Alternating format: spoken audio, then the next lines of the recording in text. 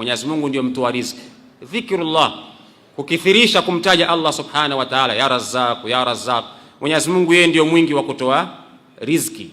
Kwa hiyo ukija kuangalia kwa makini, dhikrullah inapelekea mambo mengi sana katika imani ya mtu kuongezeka. Sio jambo dogo, japokuwa sasa hivi mtu akimaliza kuswali hapa, shika viatu vyake huyo pia anaondoka zake, aleti dhikri. Lakini wazee wetu zamani ilikuwa wanakaa wanaleta dhikri, wanakaa misikitini. Lakini leo watu hawakai misikitini, watu hawaleti dhikri katika majumba. Ndio maana majumba yamekuwa na mitihani, majumba yamekuwa na mashakil, watu wanagombana, ndoa hazidumu, watoto wamekuwa panyarodi, wengine hawaelewi hesabati kama huyu, sababu ya dhikrullah. Mwingine anamuingilia mke wake, aleti dhikri, na tumefundishwa si kuleta dhikri kabla ya kumuingilia mwanamke.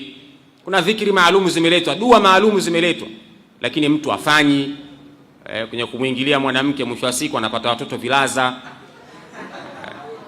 Dhikrullah, dhikri inaweza kumfanya mtu akapata wepesi kwenye masomo, wepesi kwenye masomo wakati mwingine, kwa sababu ya kumtaja Allah, kwa sababu ya adhkari. Ukikithirisha sana kupenda adhkari, masomo yanakuwa mepesi.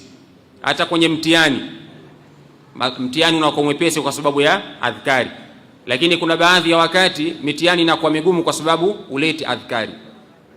Kwa hiyo adhkari zinaweza kupelekea mtihani ukawa mwepesi kwa sababu ya Allah subhanahu wa ta'ala, unapata msaada wake.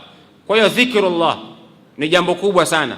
Ukiona moyo wako uelewi, ukiona unapata mashakil, ukiona unapata wasiwasi, ukiona kuna jambo ulielewi, kithirisha kumtaja Allah subhanahu wa ta'ala, dhikrullah.